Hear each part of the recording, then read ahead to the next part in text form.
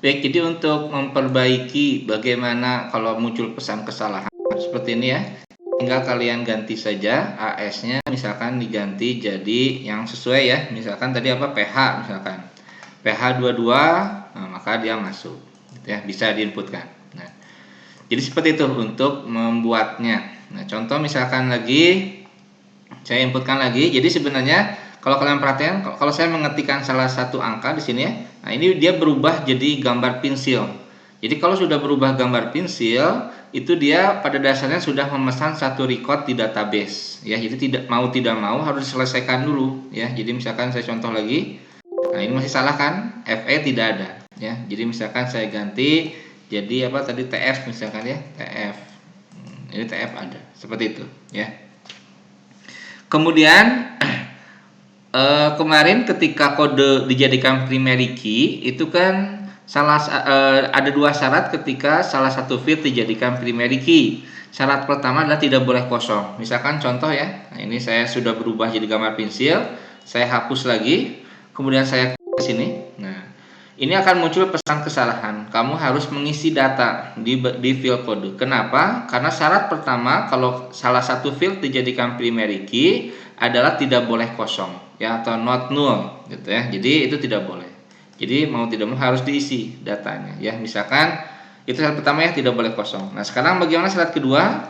Syarat kedua misalkan kemarin kan syarat kedua ketika primary key datanya tidak boleh sama. Nah, ini saya coba inputkan sama ya dengan yang record yang pertama, apa pesan kesalahan. Nah, maka akan muncul seperti ini.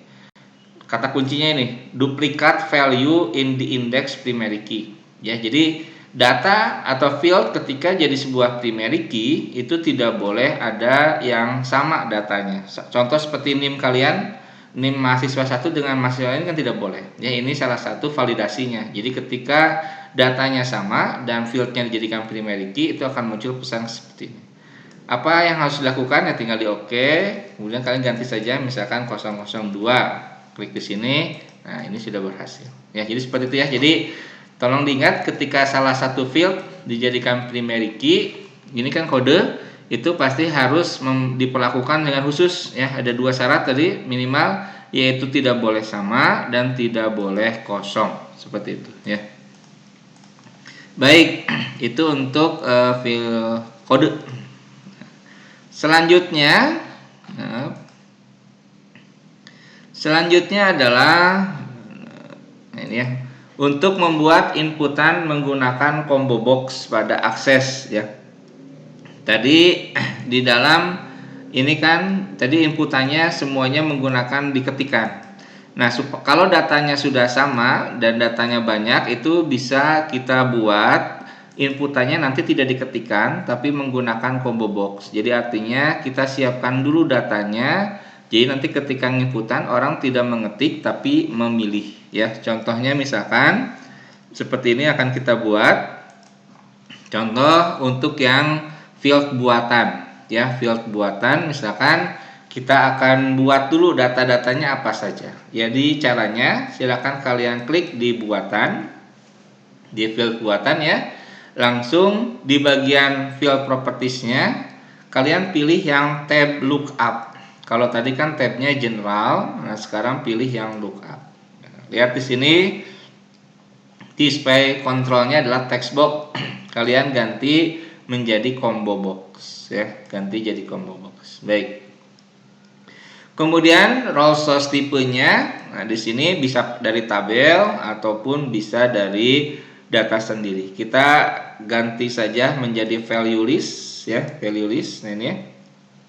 Kemudian isinya apa saja? Itu diisikan di bagian row source ya, row source. Jadi row source di sini ada dua cara.